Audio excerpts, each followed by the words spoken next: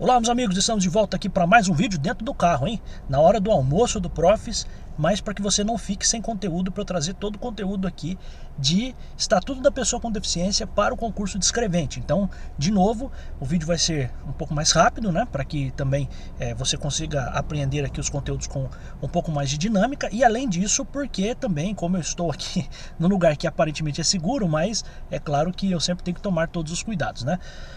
Então a gente está agora no artigo 10º, né?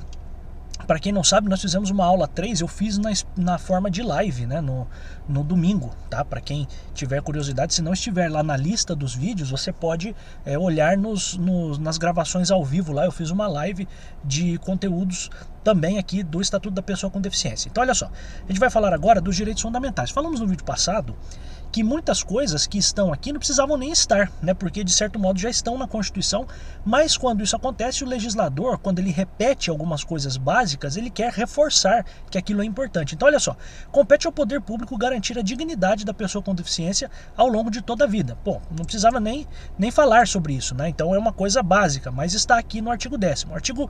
Parágrafo único, aliás, em situações de risco, emergência ou estado de calamidade pública, a pessoa com deficiência será considerada vulnerável, devendo o poder público adotar medidas para a sua proteção e segurança. Então, quando que a pessoa vai ser considerada aqui para fins do poder público tratá-la de uma forma até ainda mais diferenciada? Quando que isso vai acontecer? Em situações de risco, emergência ou estado de calamidade pública, tá?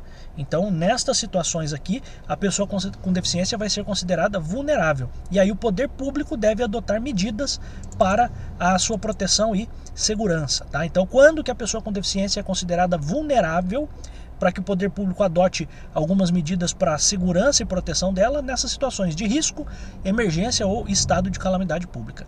Artigo 11. A pessoa com deficiência não poderá ser obrigada a se submeter à intervenção cirúrgica ou clínica ou cirúrgica, a tratamento ou a institucionalização forçada. Guarde essa expressão, institucionalização forçada, que é ser colocada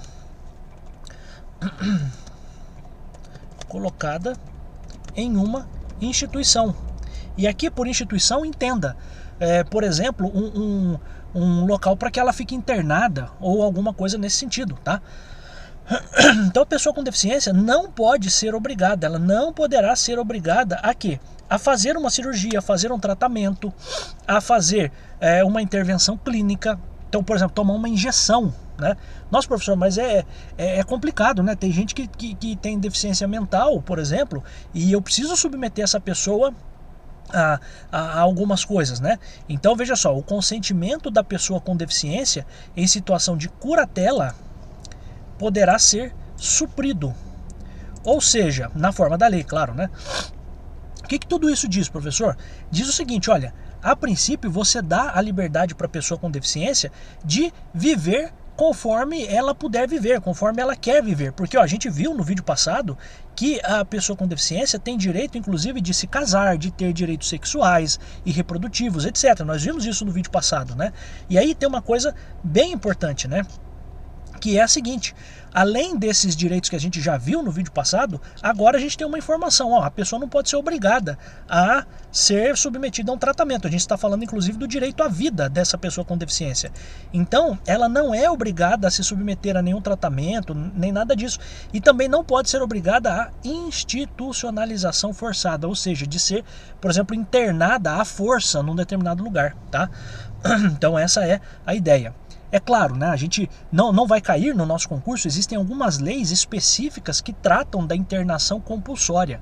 Mas aí veja, isso precisa de autorização judicial, tal, nem vai cair para a gente na nossa prova. Estou apenas dizendo que para fins do artigo 11 aqui do Estatuto da Pessoa com Deficiência, a pessoa não pode ser obrigada a se submeter a uma institucionalização forçada, tá? Essa é a ideia.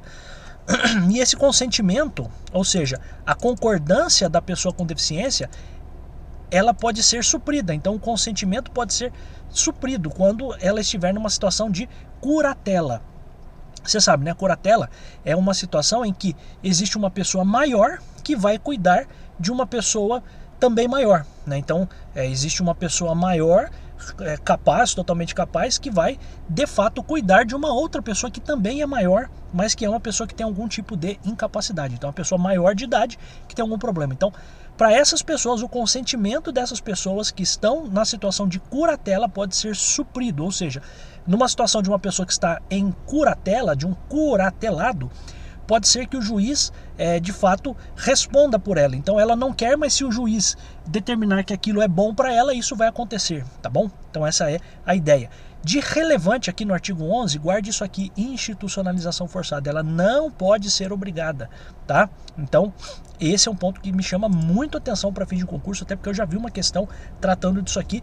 Também uma questão da Fundação Carlos Chagas. Mas, de toda forma, mesmo que o nosso concurso seja VUNESP, quem está atenta, está percebendo que o perfil das questões da VUNESP tem mudado, né? Então, às vezes é bom olhar em outras questões aí, porque isso pode ajudar bastante também. No artigo 12, o consentimento prévio, livre e esclarecido da pessoa com deficiência é indispensável. Então, consentimento, a autorização prévia, livre, esclarecida da pessoa com deficiência é indispensável para a realização de tratamento, procedimento, hospitalização e pesquisa científica. Ou seja, ela precisa concordar, ela precisa saber o que está acontecendo com ela, o que pode acontecer com ela. Então aqui tudo que a gente está falando de direito à vida, a gente está falando de tratamento de saúde. Então essa pessoa, ela não pode ser obrigada a fazer nada, né? E além disso, tem uma outra coisa importante, quando ela quiser, ela vai autorizar isso sabendo o que está acontecendo. Então ela não vai ser iludida sobre nada, ela vai ser informada. Então o consentimento prévio, livre e esclarecido da pessoa com deficiência é indispensável. Ela tem que concordar e concordar sabendo todas as consequências do que pode acontecer com ela, tá? Essa é a ideia. Em caso de pessoa com deficiência em situação de curatela, de novo, essa expressão em situação de curatela, deve ser assegurada a sua participação no maior grau possível para a obtenção do consentimento. Então, eu adoro aluno que fala assim, professor, mas eu estou lendo um artigo, não entra em contradição com o outro? Não, meu jovem, por quê? Porque aqui a gente está falando de consentimento e aqui o consentimento sendo suprido, ou seja, a pessoa não deu o consentimento e o juiz autorizou que certas coisas fossem feitas porque aquilo de fato protegeria mais a vida daquela pessoa, né? Agora aqui o parágrafo 1º está dizendo o seguinte, olha, a pessoa que está numa situação de curatela, se ela puder participar, se ela tiver condições de opinar, ela tem que ser ouvida. Essa é a ideia. Então, ela tem que ser ouvida. Agora, se ela, mesmo sendo ouvida, eventualmente, aquilo que ela está falando não condiz com aquilo que ela de fato precisa, aí a gente vai aqui para o suprimento desse consentimento. Mas, por favor, né, às vezes a pessoa, eu digo isso porque às vezes o professor tem o cuidado de explicar as coisas com um pouco mais de calma, né? E a pessoa entendeu, só que ela fica brigando com esse fato de ela ter entendido. Aí ela quer complicar um negócio que ela já entendeu. Então, por favor, tome cuidado com isso. Então aqui é a única coisa, né? Curatela, o juiz pode suprir a vontade de quem, o consentimento de quem está sob curatela. Ok, essa é uma informação do artigo 11, parágrafo único. Agora o artigo 12, parágrafo 1º diz o seguinte, se a pessoa estiver sob curatela, antes de eventualmente eu suprir a sua vontade, eu tenho que ouvi-la. Essa é a ideia, tá bom? Então, sempre que possível, no maior grau possível, eu vou ouvir essa pessoa, tá? A pesquisa científica, parágrafo 2º, né? A pesquisa científica envolvendo pessoa com deficiência em situação de tutela ou curatela. Então aqui uma pessoa com deficiência em tutela, a tutela é o menor, né? Professor, preciso decorar a diferença de tutela e curatela? Não precisa, eu estou apenas explicando para você, tá bom? A pesquisa científica envolvendo pessoa com deficiência em situação de tutela ou curatela deve ser realizada em caráter excepcional, apenas quando houver indícios do benefício direto para a sua saúde ou para a saúde de outras pessoas com deficiência. Porque veja, não dá para usar uma pessoa com deficiência como cobaia, pelo amor de Deus, né? Isso é uma coisa que não pode acontecer, né? Então, pesquisa científica com uma pessoa com deficiência que está sob tutela ou sob curatela, ela pode acontecer? Ela pode acontecer, mas é de modo excepcional e tem que ter um benefício direto para a saúde da pessoa com deficiência ou um benefício direto para outras pessoas, e desde que não haja outra opção de pesquisa. de eficácia comparável com participantes não tutelados ou curatelados. Então aqui é um cuidado que se tem, e é importante que se tenha esse cuidado, para quê? Para não colocar essas pessoas com deficiência como cobaias, né? Pelo amor de Deus, isso não pode acontecer. Tá? Então essa é a ideia, inclusive porque foi isso que infelizmente aconteceu lá durante a Segunda Guerra Mundial, né? Então as experiências nazistas, elas faziam muito isso, né? Elas pegavam uma pessoa que tinha deficiência e uma pessoa sem deficiência e faziam experiências, colocavam essas pessoas em tratamentos absurdos, né? Todo mundo que já leu sobre isso sabe do que eu estou falando, né? E artigo 13, para a gente terminar essa parte aqui, amigos, a pessoa com deficiência somente será atendida sem seu consentimento prévio, ó, então aqui é uma possibilidade de ela ser atendida sem consentimento prévio, sem concordar, então somente será atendida sem seu consentimento, guarde essa expressão, sem o seu consentimento prévio, livre e esclarecido, em casos de risco de morte e de emergência em saúde, resguardado, ou seja, protegido o seu superior interesse e adotadas as salvaguardas legais cabíveis. Então, claro, isso não vai ser perguntado para você, estou apenas explicando, tá? Mas pensa o seguinte, você sabe que existem pessoas, por exemplo, que não concordam com fazer a transfusão de sangue, né? E tem uma pessoa com deficiência que está com risco de morte ou está numa situação de emergência que precisa fazer isso. Aí o médico não sabe se essa pessoa é ou não testemunha de Jeová, não tem ninguém da família falando nada disso. Aí o que vai acontecer? Eu vou deixar de fazer uma transfusão de sangue? Eu vou deixar essa pessoa morrer? Não, não tem como, tá? Então, ela não vai ser ouvida, mas somente se a gente estiver numa situação de risco de morte e de emergência em saúde, tá? E sempre resguardado o seu superior interesse. Pode ser que ela, mesmo estando em risco de morte, ela diga o seguinte: não, eu sou testemunha de Jeová e eu não quero. Acabou. Se ela, porque às vezes a pessoa com deficiência é uma pessoa com deficiência, enfim, que tem uma deficiência física, não tem uma deficiência mental, né? Então, ela mesmo estando em risco de morte, uma das últimas palavras dela é a seguinte: eu não quero receber transfusão de sangue. Acabou, tá? E aí, claro, adotadas as salvaguardas legais cabíveis. Então, é claro que em situações como essa, o Conselho Federal de Medicina tem orientações, etc., de como que tudo isso deve ser feito para respeitar a vontade do paciente, tá? Eu não estou falando de uma pessoa sem capacidade de decidir as coisas, eu estou falando de uma situação de alguém que tem capacidade, embora seja uma pessoa com deficiência, tenha toda a capacidade de entender o que está acontecendo. Tá bom, meus amigos? Eu vou parar por aqui. Vamos continuar só no artigo 34, que a gente termina no artigo 13, né? E aí depois a gente já vai para o artigo 34, que cai, né? Tô falando aqui do que está no edital do nosso concurso, né? Não vou ficar falando coisa que não está no edital, né?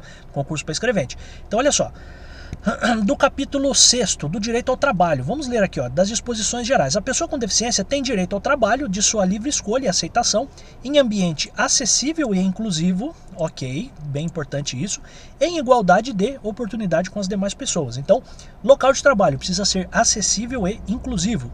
As pessoas jurídicas de direito público, privado ou de qualquer natureza são obrigadas a garantir ambientes de trabalho acessíveis e exclusivos, não, inclusivos, tá?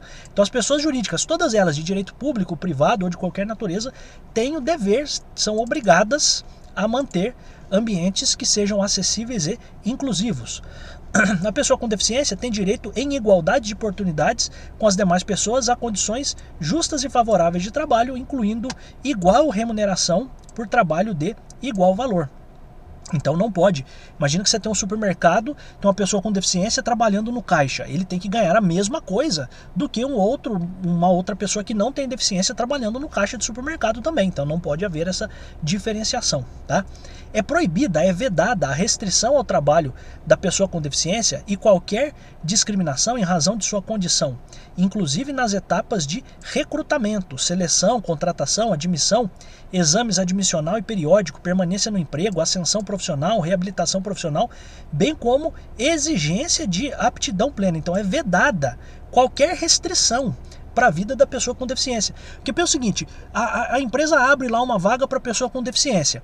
Aí ele vai fazer um exame admissional, né? Então isso aqui me chama bastante atenção, um exame para ser admitido na empresa, e aí a empresa diz o seguinte: não dá para você trabalhar porque você tem deficiência. Meu jovem, você está sendo preconceituoso. Por quê? Porque se a vaga foi aberta para uma pessoa com deficiência, é claro que essa pessoa vai ter algum tipo de dificuldade, mas isso não pode impedir que essa pessoa tem acesso ao trabalho, desde que ela consiga realizar o trabalho, tá? Então esse é um ponto importante. Então não pode haver qualquer tipo de restrição nesse ponto e, claro, além disso, eu não posso exigir aptidão plena. Por quê? Porque se eu sei que a pessoa é uma pessoa com deficiência e aquela vaga de fato pode ser ocupada por uma pessoa com deficiência, não tem o porquê você exigir que a pessoa, por exemplo, uma pessoa que está na cadeira de rodas, que essa pessoa possa correr, por exemplo. Não dá. Por quê? Porque é uma exigência que por vezes é incompatível, né, com a atividade que ela vai prestar, que ela vai trabalhar ali, né? Então esse é o ponto, tá? Então vedada qualquer restrição durante toda a vida dela, desde o momento da admissão para promoção, exame admissional, etc., promoção no emprego, reabilitação profissional, tudo isso você não pode fazer nenhum tipo de restrição. E além disso, você não pode exigir a aptidão plena dessa pessoa, porque essa pessoa, sabidamente, todos sabem que essa pessoa tem algum tipo de restrição. E o objetivo é incluir essa pessoa, não excluí-la, né? Parágrafo 4º, a pessoa com deficiência tem direito à participação e ao acesso a cursos, treinamentos, educação continuada, planos de carreira, promoções, ou seja, tudo que tem para outras pessoas na empresa, né?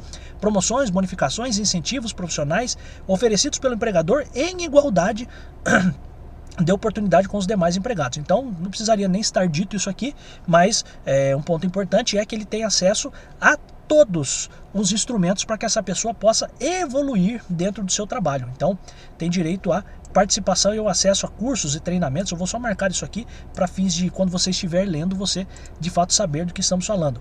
E parágrafo 5º, é garantida aos trabalhadores com deficiência acessibilidade em cursos de formação e de capacitação. Tranquilo também, né? Então aqui, amigos, eu vou parar aqui, a gente vai fazer um vídeo ainda falando do finalzinho aqui da lei, né? Salvo engano, a gente vai até o artigo 38. Eu acho que em mais um vídeo a gente termina tudo isso, porque de fato isso aqui pode cair no seu concurso, na parte de conhecimentos gerais, e eu não quero que você erre, eu quero que você gabarite isso aqui também, para você fazer a sua prova e estar lá nas cabeças, para ser aprovada, para ser aprovado, para ir para a próxima fase do concurso, tá bom? Fico muito agradecido. Tudo isso aqui que a gente faz aqui, né, durante as aulas do YouTube, tudo isso está lá dentro do Base Jurídico. Então essas anotações, isso aqui eu tenho feito poucas anotações, você está percebendo, né? Até porque eu estou fazendo isso aqui dentro do carro, mas até ontem mesmo na aula eu fiz poucas anotações porque eu quero mais que você guarde algumas coisas aqui que podem ser úteis para você na hora da sua prova. Qual é o grande ponto? Tudo isso, além de aulas inéditas, além de resolução de questões, além de aulas de aprofundamento, além de atualizações legislativas, tudo isso está dentro da minha parte paga. Então aqui no YouTube tem bastante coisa.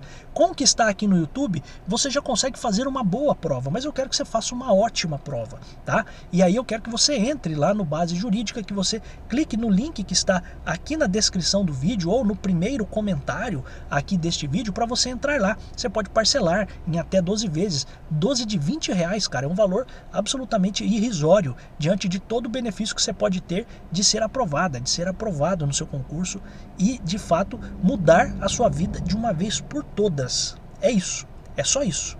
Então, eu me coloco à disposição. Lá temos ainda aulas extras de português. Eu coloco lá o meu conteúdo, 100% é do conteúdo de direito, mas eu também coloco lá aulas de português que são dadas por uma professora excelente também, que tem conhecimento, que traz aulas muito boas de português para te ajudar na hora da sua prova, tá bom? Um grande abraço, fico muito agradecido, eu volto em tantos outros vídeos, sim, porque eu adoro estar aqui.